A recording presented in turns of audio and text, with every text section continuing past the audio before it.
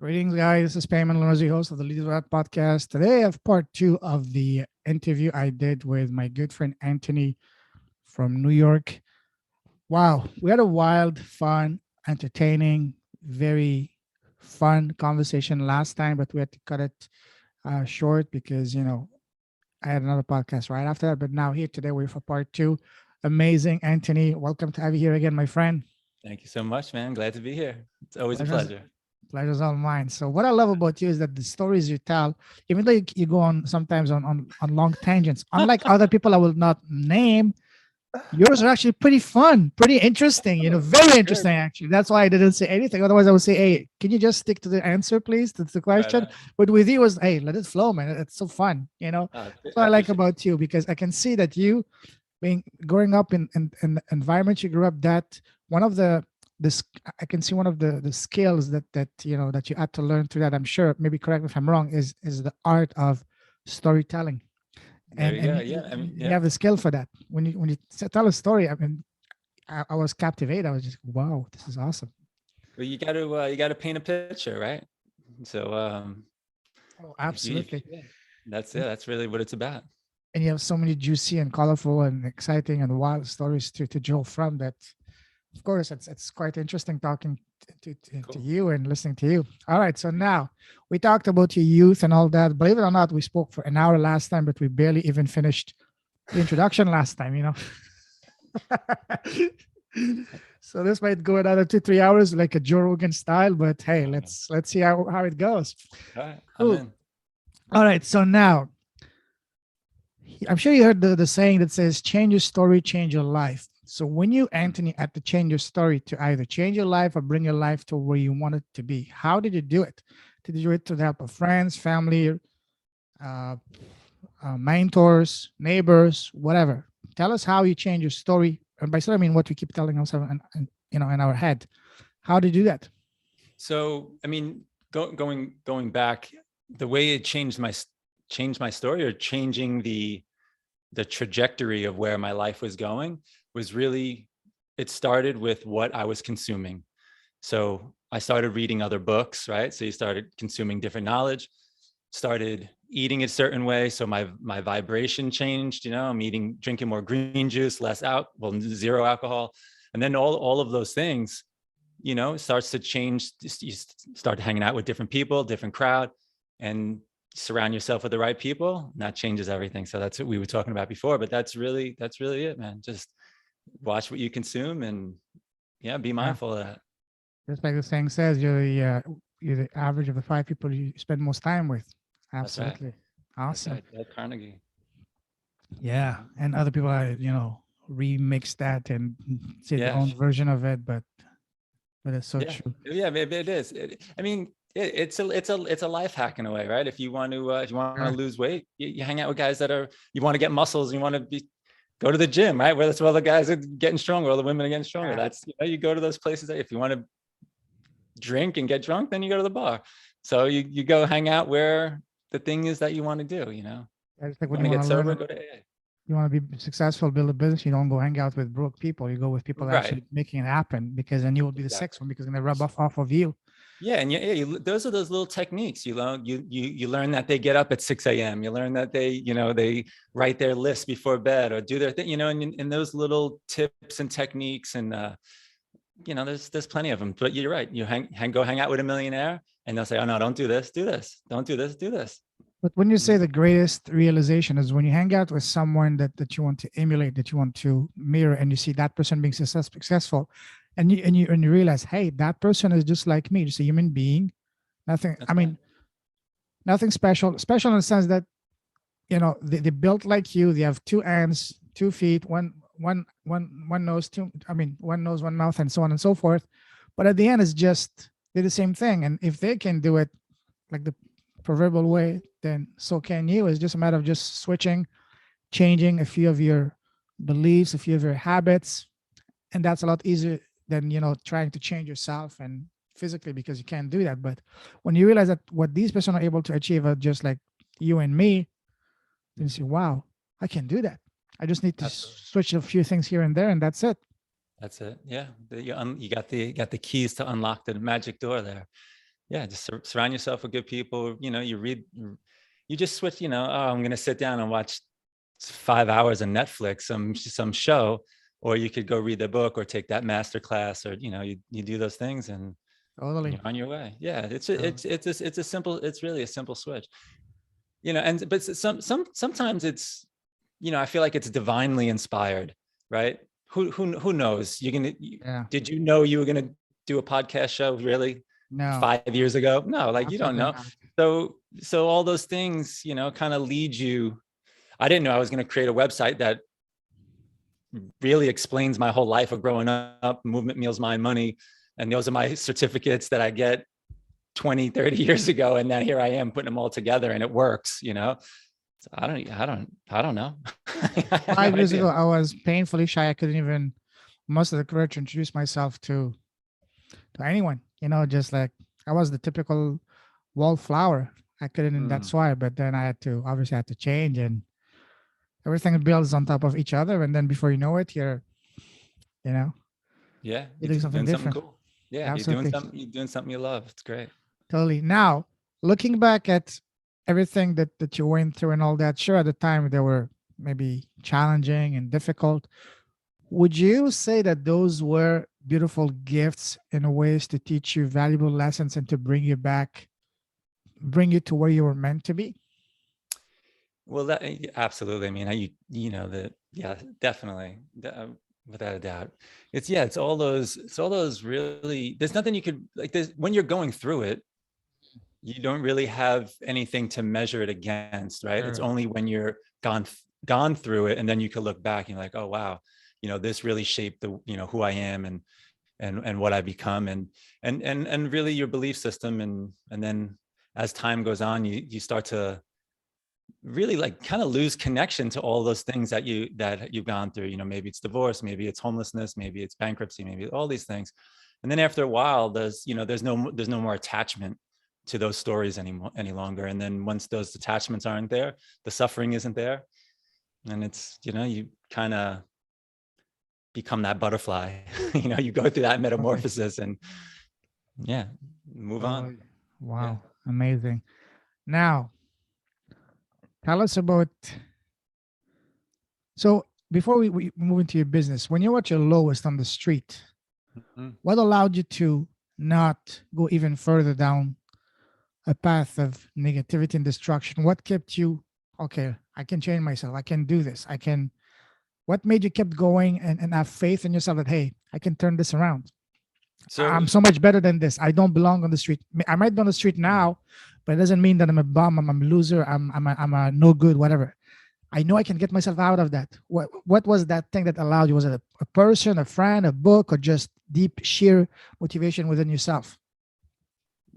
so the only thing that I could possibly think of is the first, they say the first 9 years of your life or Mm, 7 years of your life, that's the most impressionable, right? sure, You're like a absolutely. sponge, right? Sucking up all what your environment. And so my mother was in my life up until the age 9. So after she was passed on, then life started getting out of hand. So as time went on, I started to look back. Well, why did she raise me vegetarian? Why did she teach me yoga? Why did she teach me meditation? Oh, All these experiences I had with her spiritual teachers and gurus and mentors and all these beings that she acquired, and she was part of these communities and stuff. And so looking back, that really was the trigger of you know why did she do that? And so then I started reading books on vegetarianism, veganism, and this, and then I started to take more yoga classes and stop drinking and stop. And so it's just little by little, you just start to, like I said before, it starts to unravel, because there is this thing in you that you want to discover about yourself. And that's what life is, right? It's self-realization, realize who you are. And so that's one thing probably. that just came to mind, and I've been studying about that lately because beyond fascinating is that we choose. Just like for example, since I had my spiritual awakening, when you're say in high school, you meet with a course counselor, you talk, hey, what do you want to do? What do you want to like? Which school you want to go? And so on and so forth. And I learned through my spiritual awakening, before each lifetime, we sit with our spiritual guides, just like a course counselor. Okay, so Anthony, payment. What do you want to master in this lifetime as far as skills? What do you want to? What do you want to? What kind of environment do you want to be in? So you select your, so to speak, your college, your major. So you, before coming here, would you say that you deliberately chose your mother so that, not just your mother, your parents, your family, and all that, so that you can be brought up and raised in an environment that would be conductive for you to go later on in life to the path that you were meant to be, which was, I mean, you mentioned your mother raised you a vegetarian, showed you how, taught you how to start doing meditation, yoga at a very early age, even though she was in your life only for a very small number of years. But she accomplished her mission, which was to get you, to instill in you the foundational skills and habits that would take you where you were meant to be. Do you agree with that? Is that how you see it? Or I mean, there's no way of being, course. a singular Mm. point of Mhm. view perspective of Yeah. reality. There's no way of answering that, but it is fun to play with that idea, right? That, I picked these parents and they came down and I get to learn all this stuff. The only way I've obviously play around with that thought, but I feel that there's possibly karma, of last lives that we were talking about, how many lives you've lived before. And so, why did I go to Japan and start crying? Why did I go to California and start crying? Like, what was there? And so that's the only kind of thing that you could ponder. Well, maybe there's these karmas, maybe these things I had to learn. And do you know the book Power of Now by Sure. Eckhart Yeah, Tolle, yeah. right? Yeah. Mhm. So, what did it take for his life to be squeezed? Like, life squeezes you in a way that he popped open. Now he's sitting on a bench, right? He went through depression, suicidal, right? That's life squeezing you. That's the thoughts. That's the thought. And then, boom, pops open.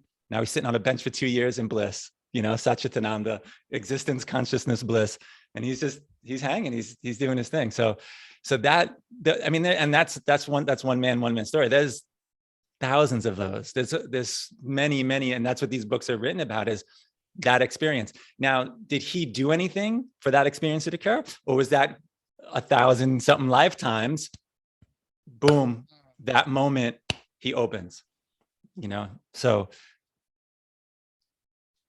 who knows? I don't know. Yeah. So when you got out of the street and get back on your feet, what what did you want to accomplish from that moment on? You said, okay, enough of that. Let me do something good with my life. What idea, what goal did you have in mind at that time? Yeah, I mean, can I tell you a quick story? Please, please go ahead. So I'm bouncing around from spot to spot and figuring out where I'm going to live and all this stuff. And a buddy of mine, I was sleeping in his basement, and he said, I could get you a job in JFK in the airport. He's like, you got a license? And I'm like, yeah, of course. Like a driver license? The driver's license, yeah. So I'm like, okay. yeah, so yeah, you're going to deliver like paperwork for shipping and stuff like that from building to building. So I'm like, easy, great. Oh, they give you a car, everything. I'm like, it's fantastic. So I go to this job. I meet the guy, and he's like, hey, I need a photostat copy of your license. And I said, oh, I just, I'm like I don't even know when you get, I'm like 17 years old, something like that. And so he's like, so I said, oh, I just got my license, which, and it used to come on a blue card. It didn't have a picture or anything. You didn't, they mail that to you like a month later. So it's just a blue card. It says this and this and this. So I know my buddy Joey just got his license. So we take his blue card, change my name to his name, right? And then and it's photostat copy. So next day I go in, I'm like, here's the copy. He just takes it, barely even looks at it, just sees my name. He throws it in his files. That's it, right? Yeah. So fast forward like a month later, I come in the office, and I sit in the back, like right next to him. The cops are waiting for you. No, there's balloons and cake and everyone's saying, hey, happy birthday. And I'm looking around and I'm like, yeah, happy birthday. And then I sit down and everyone's like turned around looking at me in the back. And I'm like, and it just dawned on me, oh man, it's Joey's birthday today. It's not mine. It was one of those Joey? like, yeah, of course. But I'm like, how did how silly like how funny and silly life is, and where you wind up in all these funny things. But so to get back to the reality of it all, what are those little things that, I don't know. I don't, we all are here to figure out who we are, what we are, where we come from, all that stuff. A lot of those questions, maybe won't get answered this lifetime, but it's fun to explore, and it's fun to be present, and fun to see what arises within you, and see where it goes. And may all sentient beings be awakened in this lifetime, right? That's the bodhisattva prayer and the vow. So yeah, that's awesome. Wow. Now, one thing that, I would love to know more about, and if you're okay with to share with us, how is it living on the street? Tell us about that. Yeah. How did you do it? Well, I'll tell you a story. I was, there's two things, right? So the survival mode kicks in. So there's this, like, in the beginning, I didn't want my friends to know what was going on, right? Sure. And most of my friends know, that my dad was a certain way, my brother's a certain way. Like, they, it's the neighborhoods. Everybody knows everybody's business. So, but you don't. So I'd rather go hang out with you. I'll hang out with Lorenzo. Maybe we'll drink. We'll get into an adventure, and then at the end of the night, I'll just go crash out in your bedroom, or pass out your couch, or whatever, right? So that's what I tried to kind of create, that illusion, like everything's okay. When, kids are in high school, kids are in 9th grade. So to go back to someone's house, like on a Tuesday, they have parents and stuff. It's kind of hard to, like, why is this kid here?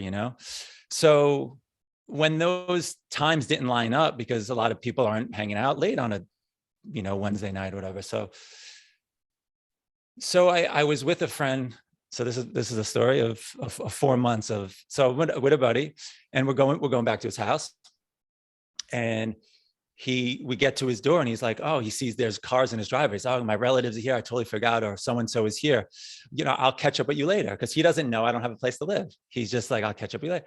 So I'm like, oh, no problem. I say goodbye to him. He goes inside. I walk away from his doorstep, and then I just go right to the back of his house, and I go into his shed, and he doesn't realize, but I have a couple of bags of clothing. I have 2 bags of clothing in his shed.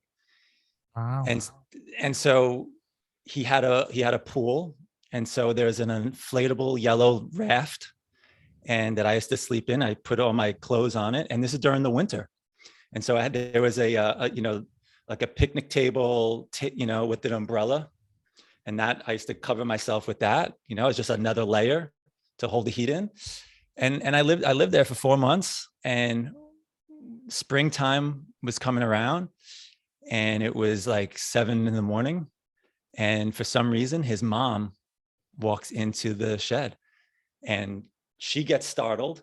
I'm like, oh man, like my whole, like, I was crushed, because, you're like, you've been found out, so you just like, I could just imagine what she is seeing, like, she must have freaked out. Yeah. Yeah. You know what?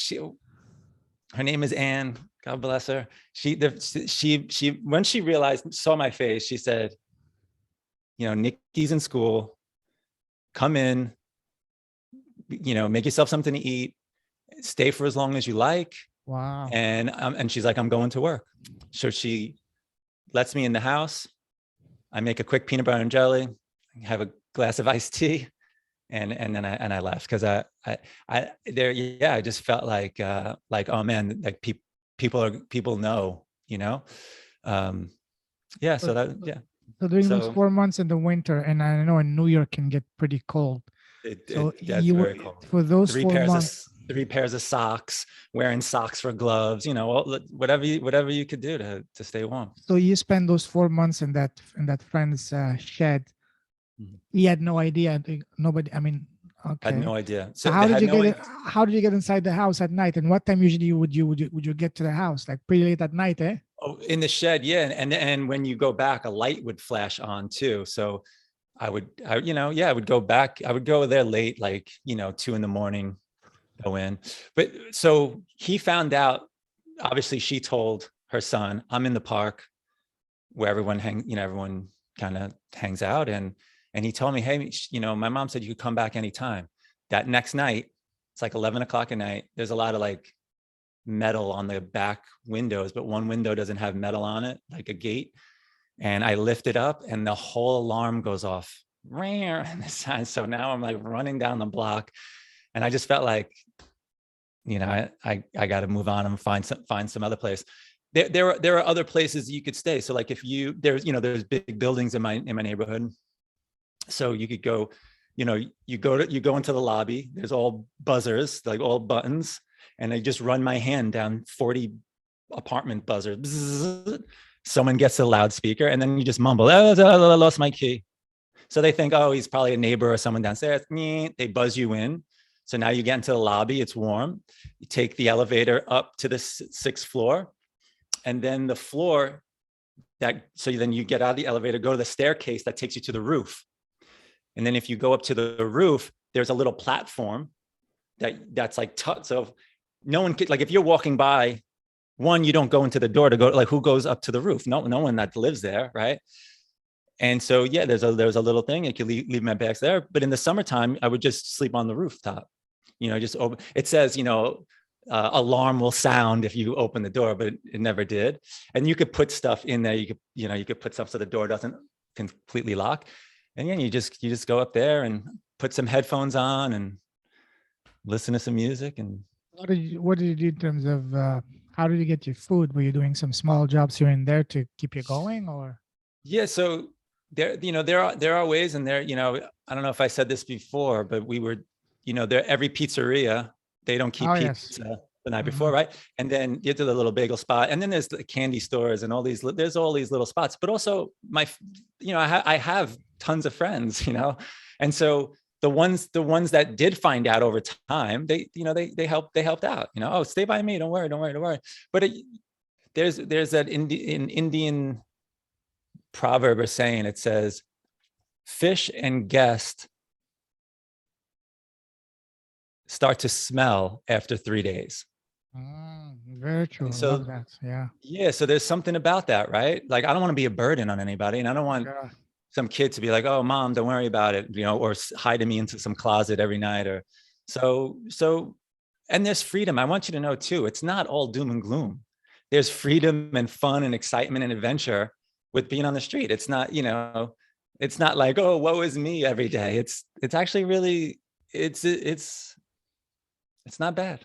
It depends on where it depends on how your home life was prior to, right? So it's an option. I could go back. I could have went back to the house, but it was better on the street.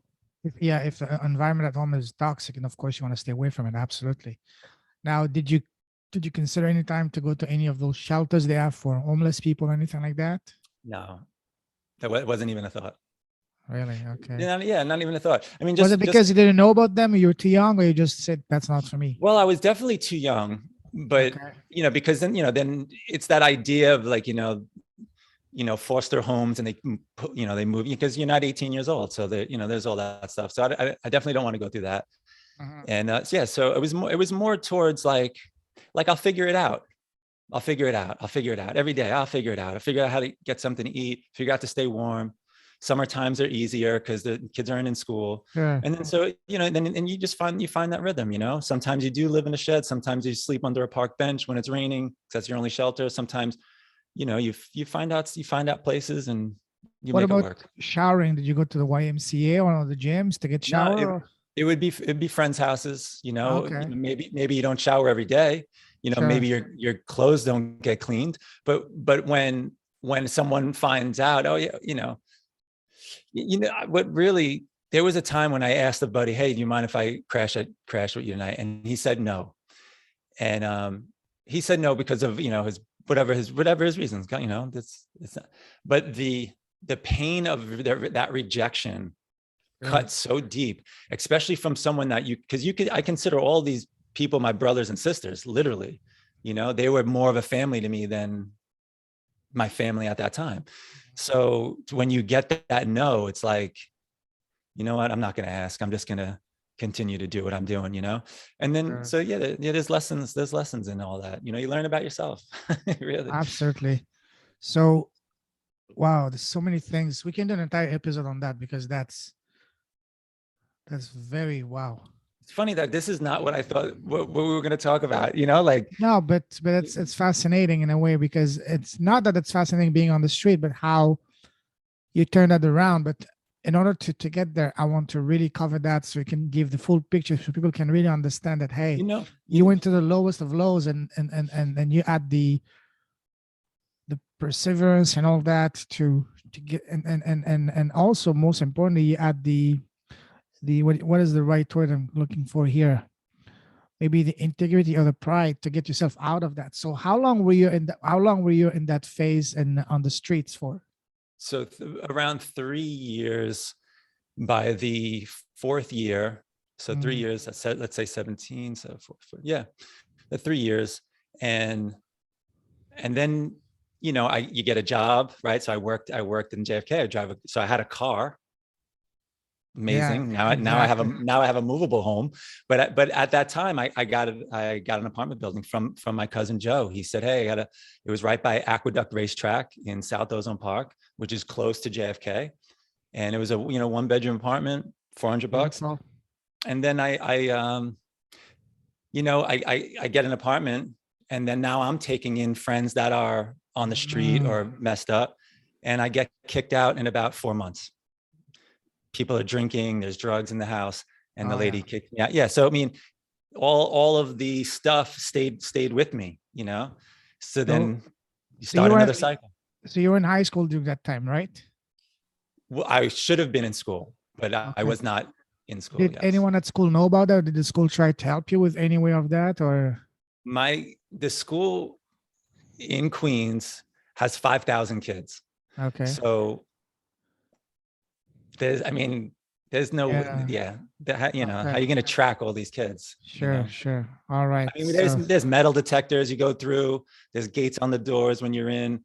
You know, it's, you know, you get frisked, you get, you know, buzzed, and then you go through a thing, and the light beeps, and then they check your, you know, it's like setting you up for jail. You know, it's like this. It's like the same food, same, you know, literally locked doors. They buzz them shut and open. It's a. All right. So you would say so that first job as working at JFK, that was the first step of you getting out of that. So tell us what happened after that. Tell us your path from that point on towards where you are now. So I'm in a nightclub in Manhattan. A buddy's band's playing. Someone gets shoved, lands on my knee, and my knee pops, like busts open. And then my buddy that I'm with, it's like 4 a.m. He's like, come back to our place. It's him, his mom and dad. He has 3 sisters. And I am, you know, very, very intoxicated. But as that starts to wear off, his dad is I'm crawling to the bathroom because I can't walk, literally crawling on my stomach. So it's a pretty low point in my life. But he sees me, wakes up his wife, and and says, hey, you gotta help him out. I gotta go to work. He leaves. The mother is very drug addicted. She's a heroin addict. And so the house was, you know, so it's a wild house, but they took me in, and I got, you know, my knee got better. And from that point on, you know, I did man, I got to stop drinking. I got to do this, and I got to do that, and I got to do this, and all that stuff. And from living there, I actually got a job in a skateboard shop in Manhattan. And while I was there, my cousin Joe's sister, T, she comes in and gives me the book, A Diet for a New America. Wow. And that book, she said, hey, I was reading this, and I've thought about you the whole time. And so, you know, I read the first chapter, second chapter, and it's like, how amazing cows are, how smart pigs are, how these stories of all these animals that are doing these courageous things to save lives, or that. And then halfway through the book, slaughter, slaughter, slaughter, torture, suffering, all this stuff. And I'm like, I do not want to be a part of this cycle of suffering. If I got to give up cheese, slice of pizza, and then these animals, maybe we won't need to impregnate a cow so they could produce milk so I could have cheese, right? And they don't have to live in these conditions and all these things. That reading that book connected me back to my mom and her energy and what she taught. And okay. Yeah, so that was the beginning of it, because then I became hypocritical. I was like, oh, I want to eat a slice of pizza because it has cheese on it, but I'll go drink 20 gallons of Guinness, right? So I'm going to not put this in my body, but I'm going to put this poison in my body. And so it was those little things. And that happened, 19 years old, 20 years old. Yeah, man. So that was the first steps of watching what I consume. So one thing I noticed, not only in my life, but of the people that I talk to, is that there's some key people that will show up in your life that will play big roles. Like for you was one, your mother, and second, that cousin of yours that gave you that book. I'm sure there were other people in between. And when you look at them afterwards, you connect the dots. Hey, that actually makes sense. Your mother first started to be vegetarian. Now your cousin out of nowhere just shows up and gives you a book. And that's the next chapter. So what happens after that? Tell us. Yeah. So I learned, I'm like, oh, well, I gotta, I want to learn it. I want to learn more about this. I found that there's a health food store around the corner. And I just thinking, oh, I'll just eat peanut butter and jelly. It's what I ate when I was in school, so I just continue to eat that. And then while I'm there, I'm like, oh, this, and my mom used to bring me to the co-op. So I, all those smells smell the same. And so I was like, oh yeah, I remember this stuff. And I remember this stuff. And so I just started like figuring out what I'm going to eat. And, can I eat falafels without, this? And then there's tahini sauce, but there's no, don't eat tzatziki sauce because it has yogurt in it. But so you just learn, all right, there's food that you could eat anywhere. You go eat a burrito, just don't get cheese, no sour cream, but, and so you start to kind of learn that. And then fast forward, I don't, maybe a year or 2 or 3, I don't, maybe 2 years, probably like 22 years old at the skateboard shop. There's a whole wall of skateboard sneakers, right? As part of the store. A guy comes in and says, hey, do you have non-leather skateboard sneakers? So we're like, oh, you're vegan, because who else would ask for, so we're like, oh, you're vegan. And he was like, well, I'm actually raw vegan. And we're like, what the hell is that? Like, what's that? It's like next level ninja vegan. Like that's a whole other level that we don't even know about. Like, how can you even survive? You ask him, or did you just put it in your mind and just looked it up after? No, I don't even know if we had phones then. I don't think there was no looking up. So we were just, we were like, but no, there was, but yeah, I mean, I didn't have a phone, that's for sure. But so there was, he said, there's a guy at Caravan of Dreams, go check him out. His name is David Wolf. And so we went there, and he was with a room in the back of this restaurant that for lectures and stuff. And there was all older people, people with white hair and who had cancer and who had this, and who all these things. And then there was 4 skateboard kids in the back room that snuck to get in. And then during the break, he, was excited that there's young people that he could share this message with. He's so excited. Cooked food is poison and all this stuff. We were blown away. Like, oh my God, we didn't even know this was a thing. So he said, look, if you guys pay to get in, chip in, get this book. It's called Nature's First Law, and it'll change your life, and learn about it. It's really, really important. Learn about it. And on the table of books, there was another book called Living on Light.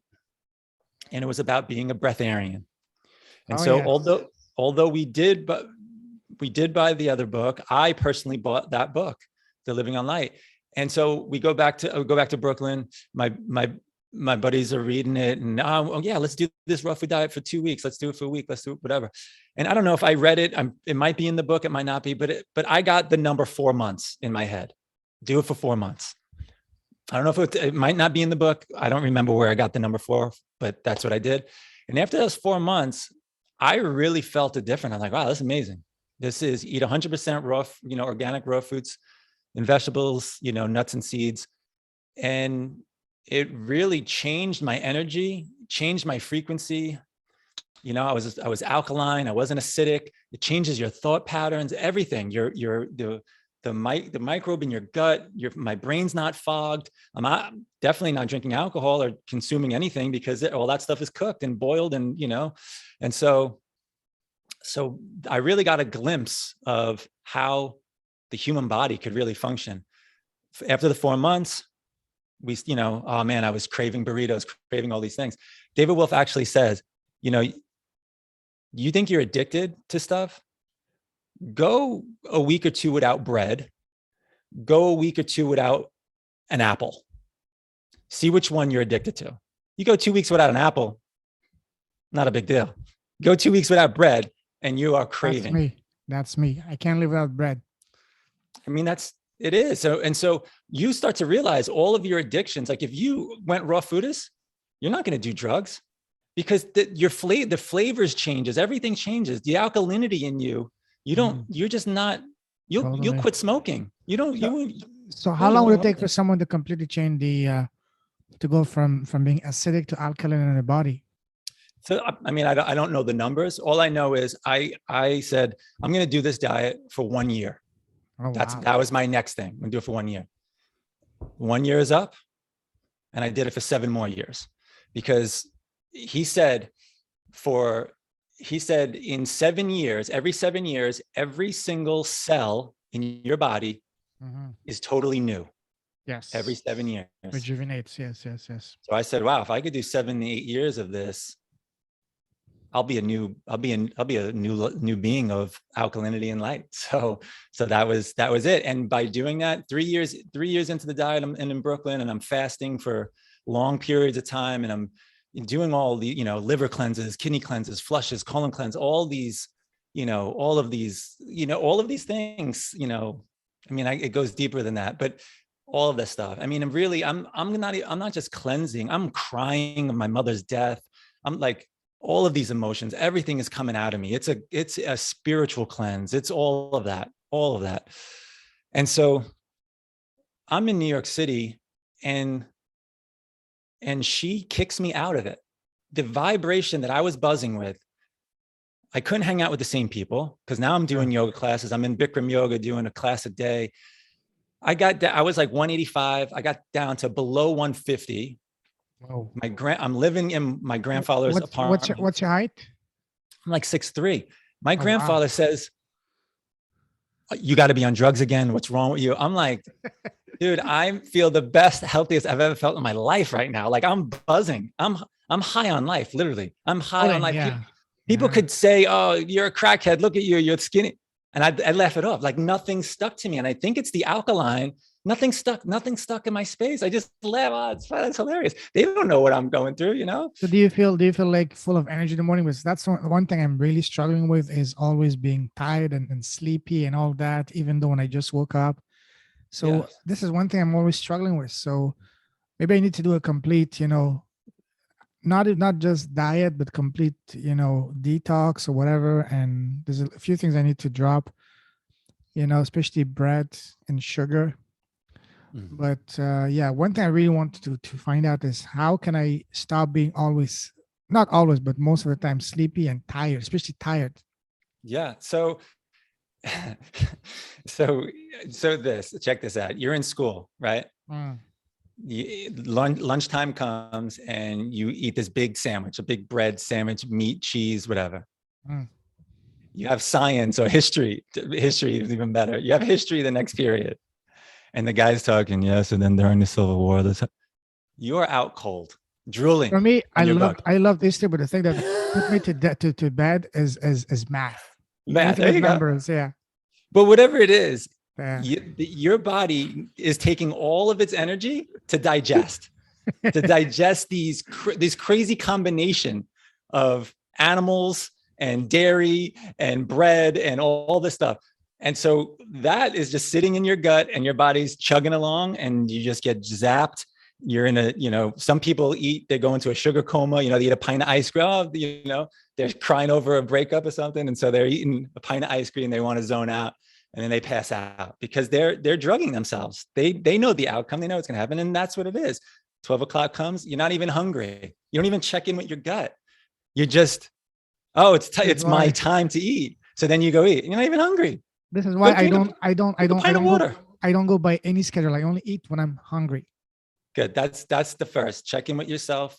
That's the first step.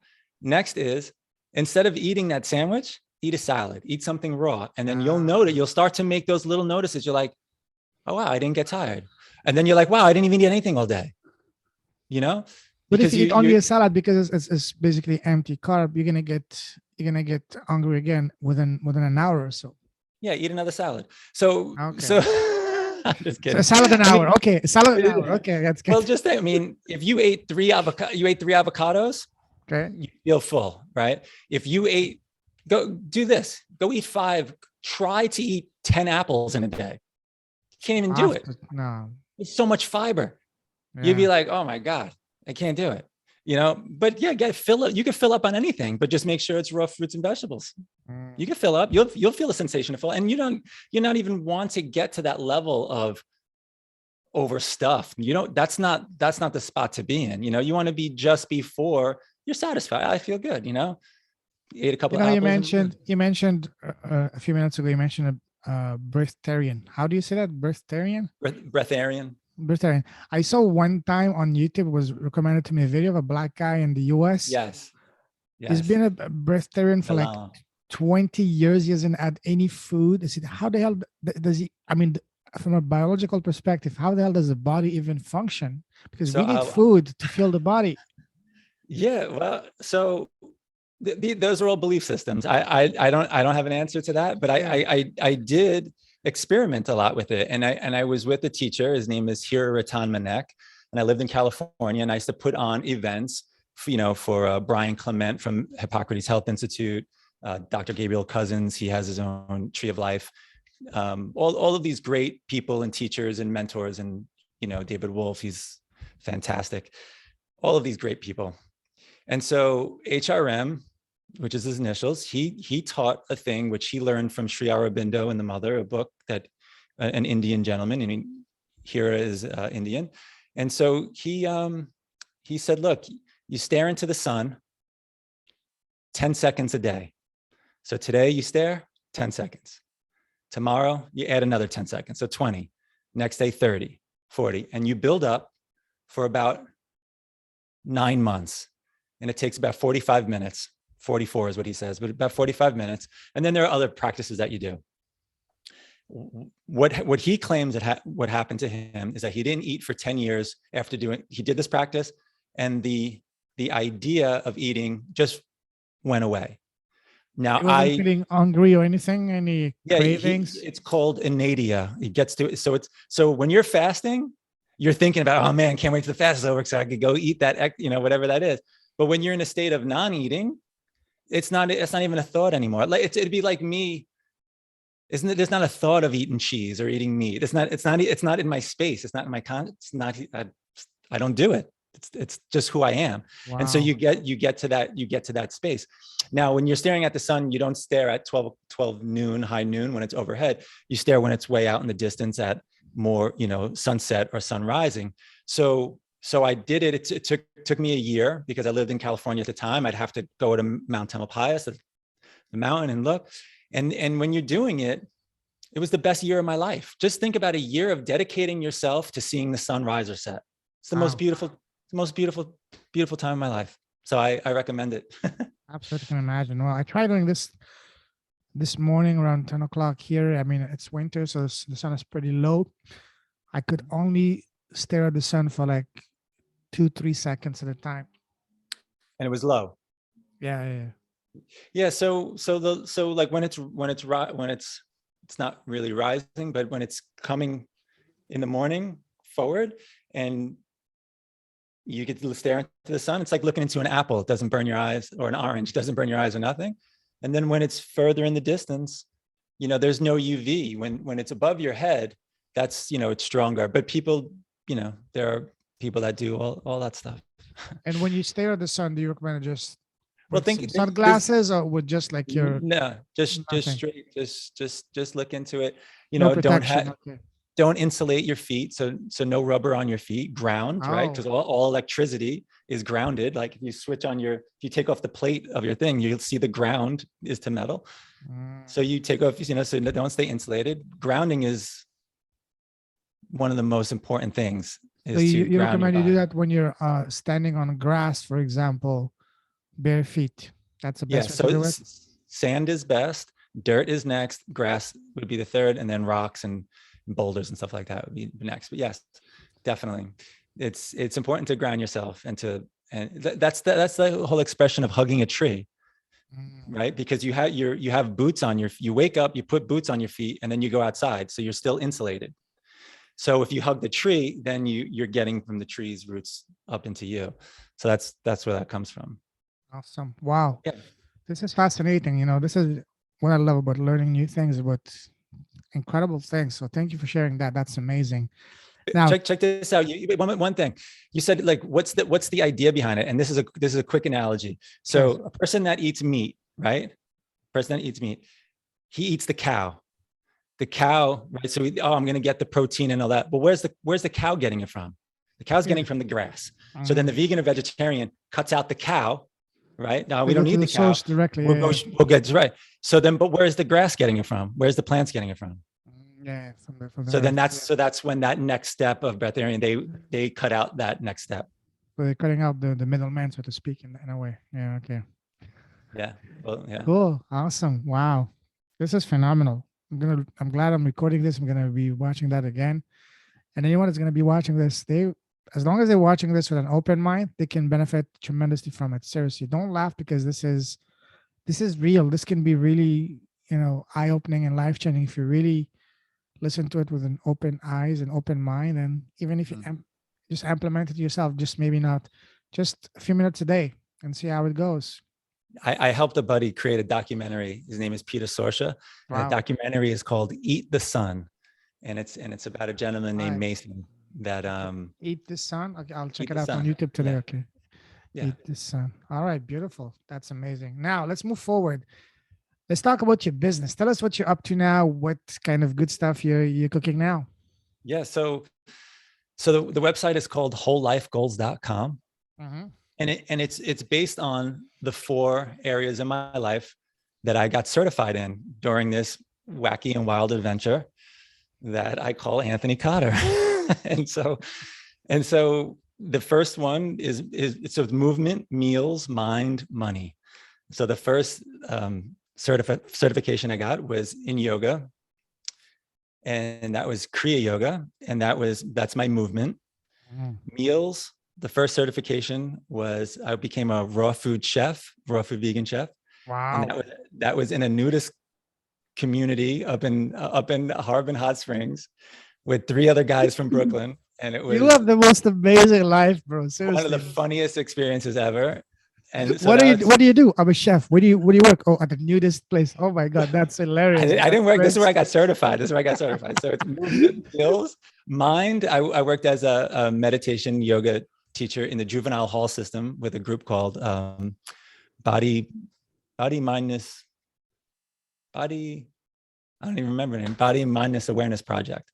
So and then money. I became an institutional broker in finance.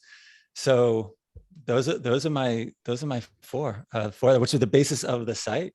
And so when the person wants to set a goal, you go to the site and it says, what is your goal? And then those 4 are there: the movement, meals, mind, money. And then you click through it.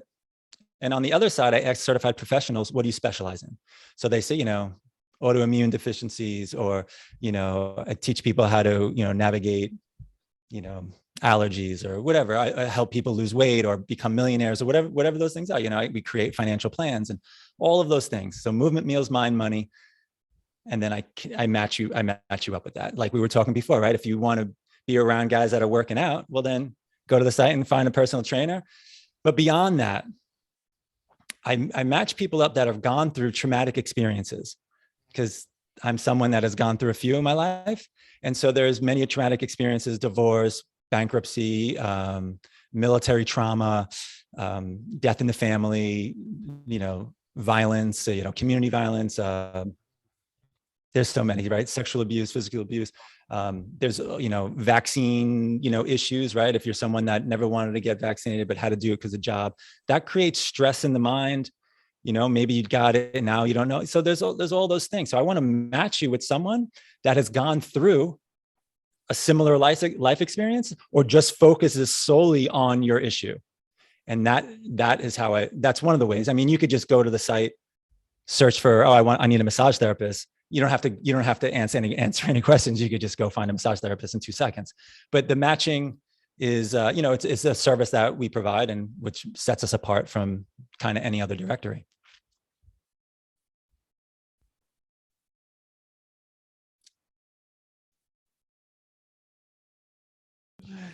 Wow, that's amazing, Anthony. Wow, what a life, what a story. But one thing that when you were talking, I don't want to interrupt you, is you mentioned that you get certified as a chef in one of the most amazing, unique, original places at a Nudist center. Yeah, well, yeah. I mean, it's a place that I have like what do they call it? Not hot tubs, but like hot baths, right? They're like thermal. Like the Japanese onsen type of thing. Yeah. Yeah. So it's just a place where people go. And, I don't think people live there full time. Maybe the staff did, but people go, and it's up in Northern California, hot springs. That's what I'm looking for. Okay. And yeah, so that's where this school rented a building to put on their certification in a raw food chef school. At the same time, my girlfriend was down in LA. So I'm in Brooklyn College. Let me back up. I'm in Brooklyn College, and I go to Professor Bell, and I said, look, I've been doing this raw food thing, and what kind of degree, what am I going to do with my degree in nutrition? And he's like, oh, you could, you work in a hospital and stuff. So I'm like, well, let's look at the hospital menu. They serve fried chicken, they serve Jello, they serve, like the stuff that I'm not interested. I'm definitely not interested in serving people. Like, I don't consider this health and wellness, So this guy was such a trip, and God bless him. I'm in his office. There's pictures of Africa and like all these adventures and safaris he's been on, and all, he's wearing turquoise and silver rings and chains, like, dreadlocks, and like, he's my guy. Like, this is my guide. Like, this is the person in front of me. He's amazing. And so he said, his words were, Anthony, listen, the type of health you're looking for, you will not find in these cold gray walls. So what he said, I was like, all right. My 2 buddies, Sha'anan and Shaggy, were working at a health food store on 6th Avenue called Lifetime. And wait, there's real people called Shaggy? But yes. I thought it was just okay. Wow, that's the coolest thing ever. Coolest. Well, that's his nickname, and he's like a break dancer. Oh, nickname. Okay. Yeah. So they said, hey, we signed up for this thing. Why don't you come? And just because I just had that thing with Professor Bell, and I'm like, you know what? Maybe this is what I should do. So they already booked it. They already paid, so I didn't have to pay for my room. I just stayed with them in their room in this Nudist hot spring spot. And so we go, and it was so eye-opening, dude. Like, just for your own ego, right? Just think about it. You're 2 guys from Brooklyn and Queens, and everyone's nude. You're in a bathing suit because you're not comfortable with yourself. You're learning about raw foods, you're learning all this stuff. So even when they were teaching you and you were cooking and learning, you had to, the teacher was nude, and you were just an apron. No, I'm kidding. No, so you're in your clothes. You're in your clothes, and then you go back to your room. But everyone around you, on, let's say, the campus is staff and all that. Yeah. Everyone's just but it really helps with the blockages in your mind, like being close to nature and all that, walking bare feet, just clothing, just all of that. It's get clothes. Oh, absolutely. But just think of like, don't stare at the sun, you'll go blind. Okay. Yes. Well, I just proved that I just stare at the sun for hours and I did not go blind. Like, so all of those little fears just like, they just pop away. It's like, pop, pop, pop, pop, pop, pop, pop, pop, and they're gone. It's like, all right, well, so here's another one. Here's a blockage. And so clothing is another one, right? All of these, oh, how do I look? Am I too skinny? Am I too fat? Da, da, da. Right? And no one's looking at you. No one cares. You know what I'm saying? No one cares but in your mind, you've created this thing. And so cover up and da, da, da. And there's another blockage that I would love to talk about, and that's urine therapy, right? People have drank their urine forever. They call it the fountain of youth. Really? See? Where? Right, exactly. Right. So I'm just putting it out there because it's such a mental block. It's such a thing that you're like, oh my God, it's waste. It goes in the toilet. The toilet's gross. It's flushed. They flush it down. And so there's just this stigma about how gross it is. But there are other people. It's called Shambhavu in India. There are other people that have written books about it, urinopathy, and just read it, look at it. Does it make sense to you? I'm not saying to go do it. I'm just saying these are all blockages that it's nice to kind of be okay with it all, and just kind of, Wow. yeah. That's next level indeed. Wow. Okay.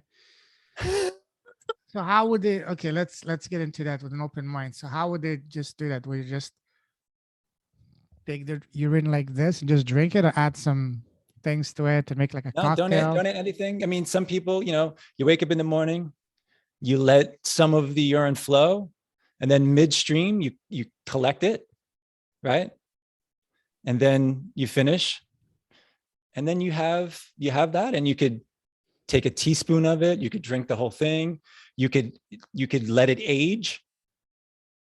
Wow. You could let it age. Yeah, age 302, and yeah, it crystallizes, and it's definitely something to look at, just as maybe you've never heard of it. Maybe, the people that do know about it, I bet they're excited that I'm talking about it. The people that don't know about it are probably like, oh my God, that is so gross. It sounds gross. But that's one of those blockages. It's not the gross aspect. It's that the chemical composition of it, which is comprised of all of the waste and supposed to be completely beyond way acidic, that destroy everything inside of you. Yeah. So read about it. Go check it out, man. Absolutely. Yeah. Now you completely, wow. Okay. Let me. I mean, you could use it topically. There's so many implications. Yeah. I mean, it's sterile. Wow. So just check it out.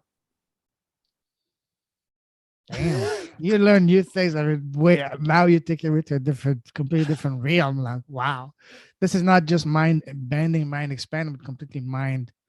You just mind fucking, like you unfucked my mind right now, there's so much more to explore. It's your body. It's, you love yourself and you love your body, and you're eating good food. What waste is coming out? You're not eating, you're eating non-GMO, organic, you eat the good stuff, and that's what you put in. That's where you're getting your vitamins, your minerals. And so I'd like to think that beautiful stuff flows out of me, Wow. All right. That would be a good topic to talk to over some, vegan drinks. There we go. I'm in, man. We'll make shakes. We'll make smoothies. Beautiful. Now back to business. So you're doing, first of all, you mentioned also that at one time you worked for a what is it, banking investment bank based in London, but you were based in Manhattan. Tell us about that. So it's a London-based bank, so it's not one of the, I mean, I also worked at UBS, but which is one that's one of the biggest, yes. Scotland. Yeah. So they're huge. They're everywhere, but that's not when I was, these guys were at 350 Madison in the city.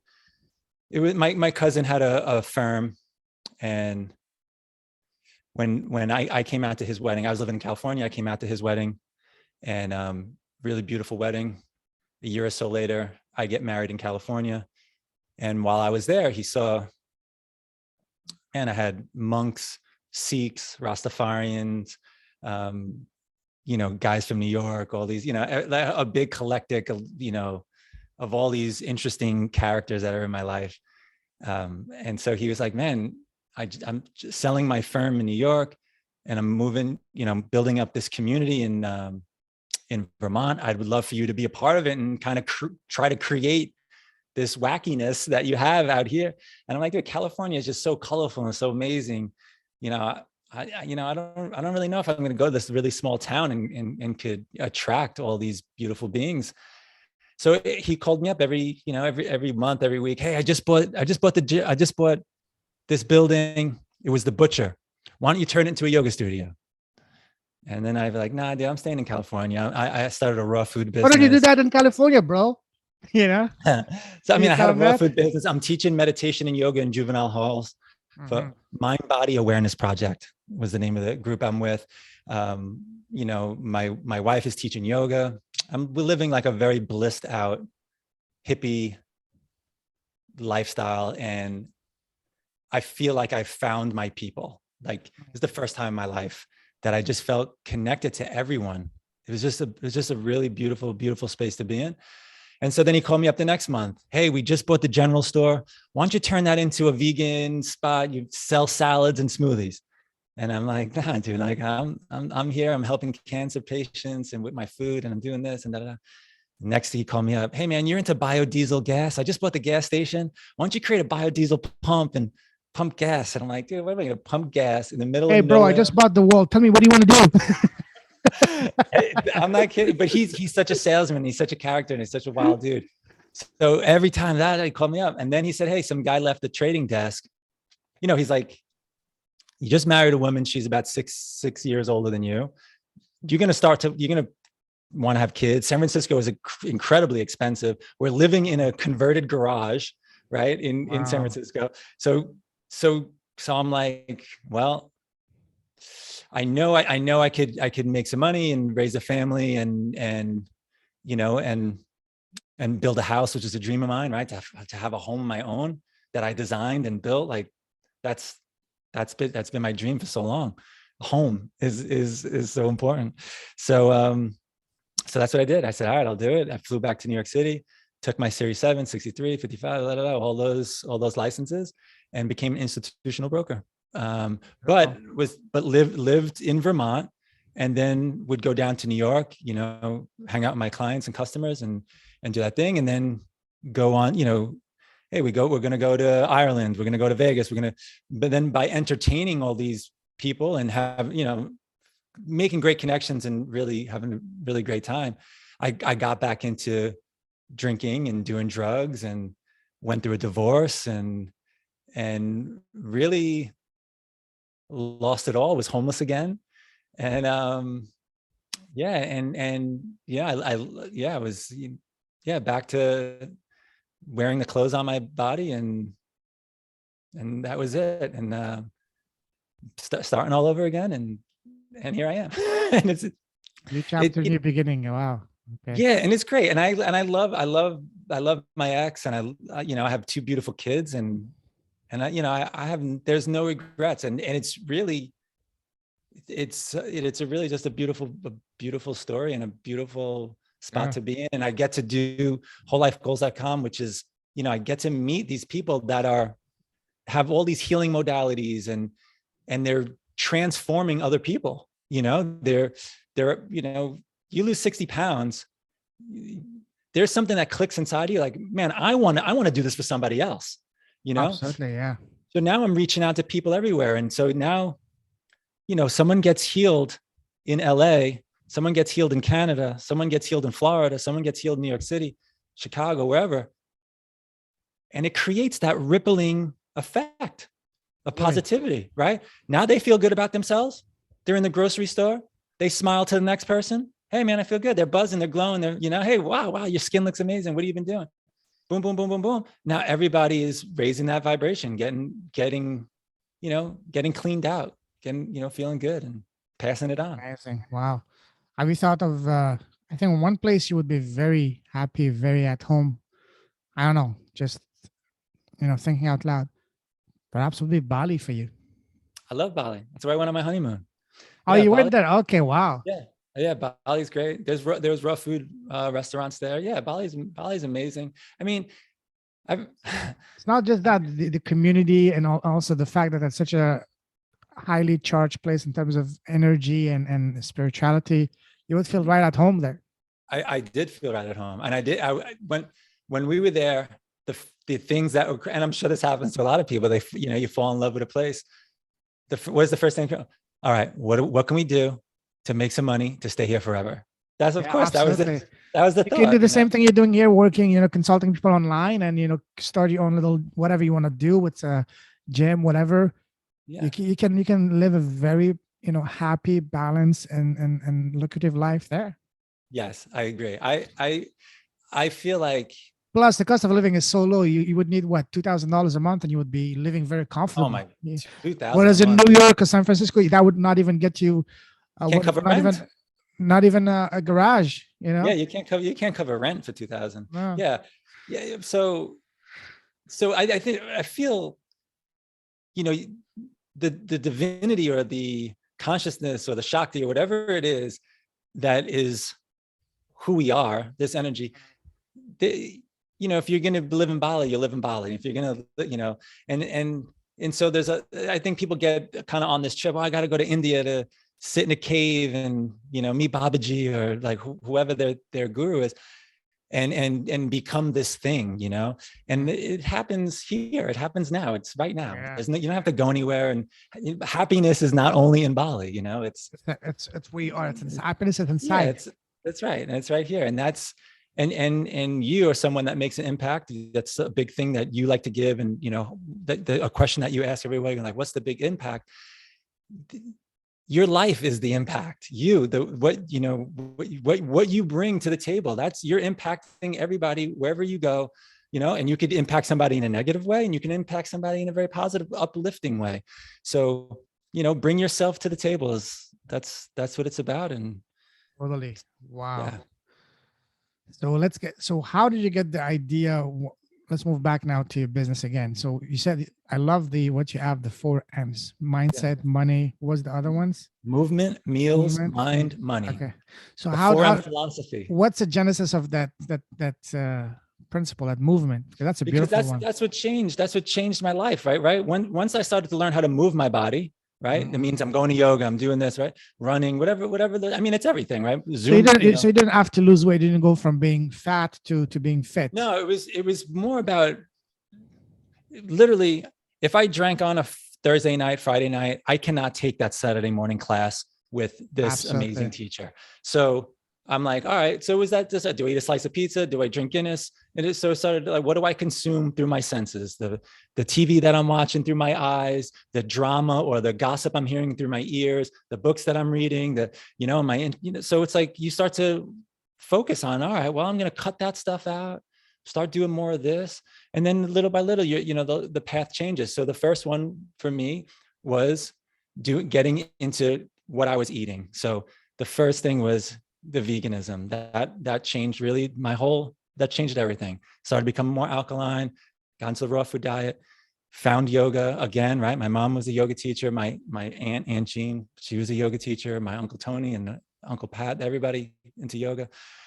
So I got back on that path. So when those things happened, the movement and the meals came together, became a meditation teacher with a guy named Noah Levine in San Francisco. He wrote a book called The Dharma Punks. He heard about my story. He said, I'm going to take you to this, school. A kid just got shot on the street, a football player. And we're going to start a meditation group with these kids. So I went to Mission High School in the Mission. And I didn't know what his plan was, but I was there kind of just to support him. When we was done, he was like, all right, that's your group. Tuesday, Thursday, you teach these kids meditation. So I'm like, all right. So I went from doing it in high schools. Then I started doing in juvenile hall systems with his group. I started Oakland maximum security and learning all these stories and about these kids, and it was just such a beautiful place. And these kids are filled with, even though they're in there with such heavy crimes, kidnapping, murder, all this stuff, they're still kids, and they still How are these kids responding to yoga or meditation? Are amazing. They receptive, or stay away from that for cuckoos? Yeah, they're locked in. They're locked in their rooms, like 20 something hours. They're locked in a lot, so they could either go to Bible study or meditation class. So when they get out of the room, they want it. So yeah, when you get 20, 30 kids in a room, they want to joke around. They're with their community and they want to joke and laugh. So I would immediately, let's do push-ups. So use all that energy that they want to play with to focus into their body, and then immediately sit. Now they're feeling their heartbeat. That's amazing. Maybe they're right, and you go right from boom to boom, and they start to feel, and then that spaciousness arises, the awareness arises, this cocoon-like feeling. You feel that energy build, and now you're in this little shell. And then I stop the class. I'll let them sit for 5 minutes, 10 minutes. Then hey, let's share, like, what, how'd that feel? What's going on? And some kids would cry. So, oh my God, they've never been in the exterior of their body. It's always, everything is exterior and survival and out here. And so when they start to connect with themselves, they have a lot of stories to tell. And one of the stories I tell them, I said, look, everything is energy. We're all energy. We're all made up of energy. And they're like, I approve it. So I said, look, ever get off the train or off a bus stop and you realize, man, I'm in the wrong neighborhood. I fell asleep. I get off the bus. I'm looking around, and all of a sudden, you just feel it. There's 5 guys walking down the block. You don't see them, but they are behind you. There is something inside of you. Right? I said, now you explain to me what that is. How did you know? You go to a party and you could assess the room. All right, there's something about to go down. Let me get out of here, or let me do that, right? How do you know? I said, because it's all energy. It's all energy. Our brain is picking up, it's a transmitter receiver. It's receiving and putting out this energy. So you're picking up what someone else is putting out. You immediately know, you turn around and you get the hell out of there, or you do what you got to do, right? So those types of things, they get, oh yeah, that's how they know that experience with themselves. Oh wow, that is, something like that did happen to me. And then meditation helps with that, with being more in tune with perceiving things that are about to happen. Well, just think, you're shutting everything down, right? So you're looking for stillness and silence. So when you shut that down, then you start to hear the hum of the refrigerator, which you didn't hear before. And then you hear the cars go by, and then right? All of these things you start to pick up, all the senses. So yeah, you're picking up on the vibration of the hum of the motor. You're picking up on everything. So it's just another thing. You get, all these things get heightened. So intuition is one of them. Wow. For sure. 6th sense. That's amazing. Now, what would you say is the person that you can help the most? Who's your ideal client now for your business? Oh, so I don't interact with people one-on-one anymore, right? I mean, when I was teaching meditation, I was doing these things. Yes, I'd interact with them. We do all these little techniques and it's great. And of course, if anyone, give my email address, if anyone has questions, if any way I could help, but I'm a connector, and I get, like, my heart explodes when the transformation happens, when that person calls me up and says, oh my God, I lost 30 pounds, or, oh my God, you just sent me to the most amazing hypnotherapist, right? You're amazing this, or you're an amazing person. And I get charged. I'm like, it's so cool. Oh man, this guy's on the, it's so exciting to learn about people's transformation, and then how they want to start to transform others, right? They get healed, and now they want to, oh yeah, I know about this, I know about that. And they become their own healers and teachers and professors. And it's beautiful. Wow. It's a beautiful experience. It really is. Yeah, that's a perfect. I'm so blessed. Absolutely. That's amazing. That's a perfect segue, because I was about to ask you about transformation. Share with us an example of the most powerful, remarkable transformation you've seen from one of your clients so far. Well, this is before Whole Life Goals, but for me, it's watching people gain sobriety and get off the streets and are no longer doing whatever that their drug of choice was. The way it kind of came to me in my head, like, if you smoke weed and boom, your mind is quiet, right? That's what people want. They want a hit of that. Then yes, then the mind picks up, and now, oh my God, I'm laughing, it's crazy. Yeah. Then it all comes. But there is a moment where you get very sedated, right? You do a drug and you get sedated. you knock out because you're trying to quiet your mind. Now, if we taught meditation instead of self-medicating, right, they would be able to get that hit and understand that these thoughts are going to arise in you. And once you notice these thoughts and just let them go and don't attach to the thought, because once you attach to it, that's where the suffering is. So that's, for me, is when people get that, when they get that aha moment and they become unglued a bit and they're not attached to these thoughts, the ego starts to shrink and dissolve. And then they could be in a state of, loving awareness. Just the most amazing line is this: be still and know. Be And still if you understand, sorry? be still and know. Okay. That's it. We all of these podcasts and go, right? Build bigger businesses and da. Okay, let's pause and let's be still and start from there, right? Just start from there. And for me, that is the transformation. Understanding stillness. Because when you're still, you're connected to the source of everything. And you start to realize that nothing that a TV or any newscaster can say that will throw you off that. You understand that's the illusion. That's the Maya, the play. It is being still and knowing and understanding silence and quietness, being by yourself and enjoy. And then so when a being is in front of you, you give them 100% of your attention because it's fleeting, right? When this podcast is over, I'm not going to see your face anymore. So I give you 100% of my everything because it's going to be gone soon. So wow. Yeah. Until the next one. Yeah.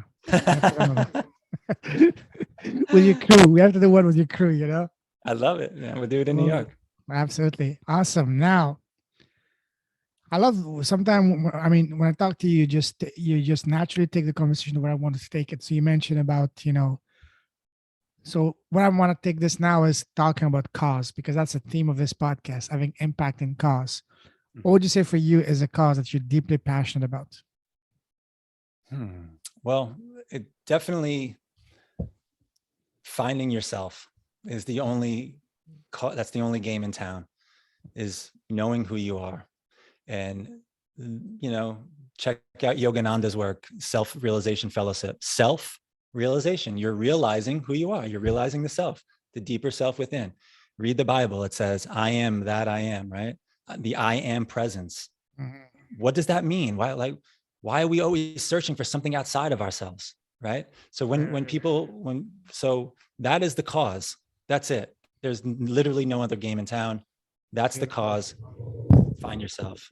It all starts from here, because in order for you to be of any use, any impact, you have to be the best version of yourself. And that starts with knowing yourself first. Absolutely. Do you have any tips for anyone who wants to get into meditation? And that applies to me because I've been meaning to get into meditation for the longest of time, but for some reason things happen, no time, and whatever doesn't happen. Yeah, well, so there's a few tips, but one is right when you're waking up, right? There's 3 states of consciousness. Right now, we're in the awake state. There's the dreaming, sleeping state, and then there's the deep sleep state, right? So those are the 3 states. When you're coming out of the dream state and there's kind of a haziness, or even dipping into the dream state, in that fuzziness, right? Try to stay there for as long as you could and experience that state. And in that state, there is a sense of nothingness, which is everything. There's a sense of energy and a sense of being and quietness and surrender and peacefulness and bliss. And it's all there. It's all right in this space. And then you get out of bed and then the mind starts up. Oh, got to pay my bills, got to do this, got to, right? Got to go feed the kids, got to whatever the tasks are, the doing.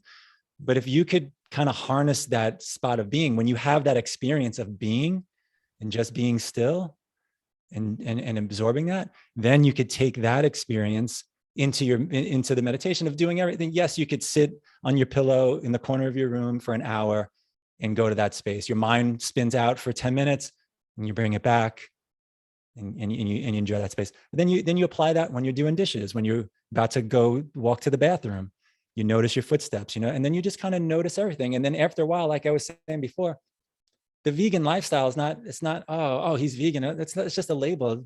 It truly means nothing to me. It's not who I am. It's nothing.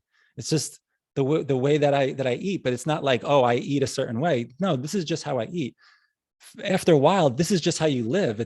There is a mindfulness just becomes your everyday being. That's just beingness, So it's not something that you're doing, but you would like to apply that to experience it. So that's one thing. Another thing is there's apps, right? You could set an app 5 minutes, it sounds a bell. Like, so have an excuse. Oh yeah, I don't have time to do it. It's doing it now. It's like, okay, every time I hear a bell ring or a buzzer on my phone, before I answer it, I take 3 deep breaths. That's it. So all you're doing is checking in with yourself. And now the last thing, if you really get excited about doing this, check out what a gentleman Goenka has done for, I'll just say 50 years, but I don't know how long it's been. But there's the Vipassana meditation, right? It's a 10-day silent retreat. Okay. Right? Vipassana. 10-day silent retreat. It's for free and they feed you. Okay. Oh. The Dharma Center. They're all over the world. And you go and you sit. You don't speak. You don't look at anybody in the eye. You don't hold someone. You don't open the door. You're just in yourself. You wake up at 4 a.m. and you sit on your cushion for hours a day, and you will get an experience that you've never, because you don't have a phone. It's in silence. One of my friends in Malaysia actually did that. She went for a week and it said it's 10 days.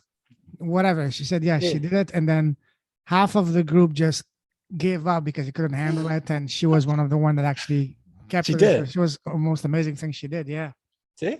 So it's funny when you go there, the last one I did was it's in Massachusetts, Sherburne Falls. And, there could be 300 people. And then, there's women on one side, men on the other side. And then you watch videos of Goenka, who's the gentleman, him and his wife, you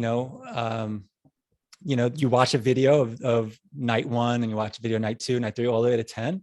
But you'll see by night 3, there was 300 people. Now there's, 100 of them are gone because their mind, they cannot sell it. I can't do it.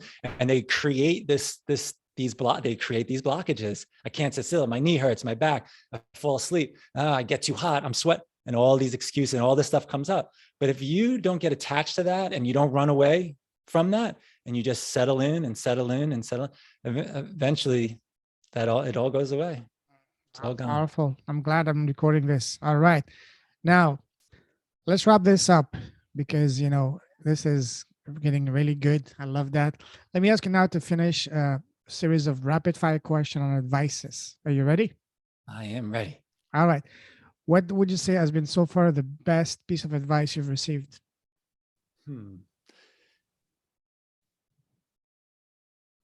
Best advice.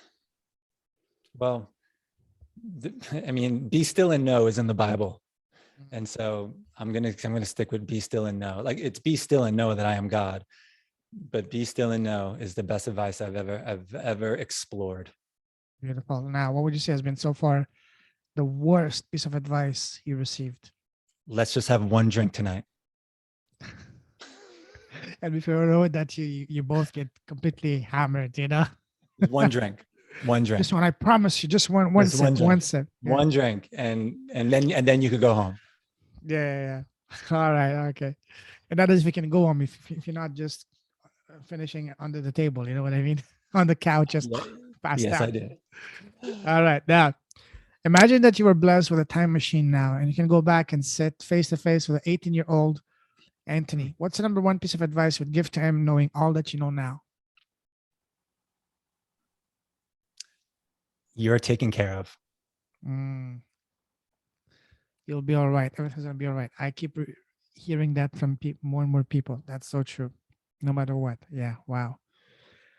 Now, you don't have your podcast yet, but imagine you have your podcast, and today you're interviewing the most special person in the world, which is yourself. So you're interviewing yourself. What's the first question you want to ask yourself? Don't think too much. What's the first question that comes to your mind? That I would ask myself, how are you doing today? How you feeling? What's going on inside your body? Like check in with yourself. That's it. Start from there. Beautiful. Now, my favorite question to ask now on the podcast is, what's the smallest thing you've done that has had the biggest positive impact for both your life and your business? I'm not 100% sure. I would, the smallest thing I've done. It doesn't have to be something small. By small, I mean the one thing you've done that has had the biggest positive impact in your life and business so far, other than being born. Yeah, it's really been just sharing the story, just sharing my story and connecting with great people and providing a service for other people to be healed and figure it out. Like that's it. Connecting people is the most beautiful thing for me. I don't, like, yeah, I mean, just check it out. Like someone says, oh, you got to check out this song, or you listen to I'll date myself, like a CD or something, and you just put that for like a month. That's the only thing you listen to, or the book or the documentary. So it's just really just sharing that stuff that you get juiced about, you gotta watch this documentary. When someone says that to you and you watch it, and I'm like, I'll watch it again, or I'll just start emailing everybody. Oh my God, it's amazing. So those are the things that I find the most excitement in life about, is sharing all those little nuggets of goodness with everyone. Absolutely. Love that. So now, looking at your life now, in what season of your life do you think you are now? What's the what's here and what's to come, like that, the harvest of it all. Whole Life Goals be the #1 health, wealth, and wellness website in the world. I want to connect everyone. So that's what's to come. That's the goal in life. I will connect you to a wonderful community, wonderful man. I don't know if you know him, John Donnelly. Yes, I love John from Ireland. Yes. And his group, the Holistic Academy, that's Absolutely. The place to be for you. Absolutely. I love him. I love John. Awesome. Now, if someone wants to get in touch with you, Anthony, what's the best way to do so? So my personal email address is ac@wholelifegoals.com, WHOLELIFEGOALS.com. If you do not want to speak with me, but you want to speak to somebody on the site, it's info@wholelifegoals.com, and connect with somebody there. And social media? Yeah, I mean, social, yes. So Facebook, and again, I really didn't. Okay. So yes, I'm on Facebook. I think it's the Whole Life Goals team is my Facebook page, but Whole Life Goals is definitely there. Facebook, Instagram, Whole Life Goals _COM, LinkedIn, Anthony Cotter, and then I do have a Whole Life Goals. Yeah, it's all there. Wherever I'm even on TikTok, but I don't. Oh wow, Snapchat too. No, like I don't. If you see, like I don't friend anybody or anything. I like to see what's going on. So it is a Whole Life Goals thing, but I just like to check out and check it all out. It's fun. Awesome, sounds good. Listen, Anthony, it's been an absolute pleasure, a blast. We had 2 long marathon conversation, over an hour, over an hour, maybe 20 minutes today, an hour last time. So we're giving a good run for our good friend Joe Rogan in terms of the length, and not just the length, but I mean, you would be honestly one of the people that if I could, I would gladly recommend to him, because your story is so wild that you being on Joe Rogan's podcast, that would be one of the most all-time listened and downloaded, because you have such a wild arrays of stories and selection. I mean, he would love talking to you. Yeah, absolutely. That'd be amazing. I would love to speak to him as well. We could definitely put it out there. Well, if there's any, this is what I'll put out there. If there are any publishers listening, and I would love to send them a copy of the book and see. What's your book? I wrote it as a way of just releasing old images in my mind, and so I wrote it years ago, and it's done. It's from age of 5 to the age 30, when it ends at my wedding, and all those colorful characters are back in my life. My dad is there, all of those people that, my brother is there, all of these characters and that were in my life. And so I just wrote about that period. So it's a 25-year period of How the long journey. is the book? Oh, I don't know, 300 pages. I don't even know. So what do you need help with? Putting it together, publishing it? Or? Publishing it would be, publishing it. That'd be a good start. I know quite a few publishers, and I can connect you. We'll talk after that offline. I can connect you with a bunch of them if you want. And from professional to professional and colorful, I think that would be a better match for you. Sounds good. Yeah. It's just right there in New York City. So Cool. that would be Very awesome. cool. I'll connect you after. So that's awesome. So listen, Thank you. Anthony, absolute honor, pleasure connecting with you. Keep shining your light. I salute you. You're a true leader with a heart. I love the way you transformed your life, going from the streets to being, whatever, all the beautiful work you're doing now, through all those, challenges and awesome. And you're an inspiration, believe it or not, because your story is, even though it's a wild one, it's juicy, it's a fun one, but it's one true story of perseverance, of being a true survivor, and being just a guy that never gives up, and a person that always is here to do good. And ultimately, I think you wanting to do good, that's one of the probably, I think in my opinion, one of the things that has kept you going. Because if you were focused on doing bad, you probably wouldn't be here. But because you were always focusing on doing good and helping people, that's what has kept you not only alive, but now put you in a position to really impact endless amounts of people. So keep doing that, keep shining your light, keep blessing the world with your presence, with your Thank you.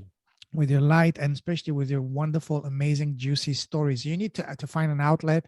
Listen, when you're ready, man, I'm here for you. Podcasting, in the books, I can connect with everyone you want. You're Honestly, the man.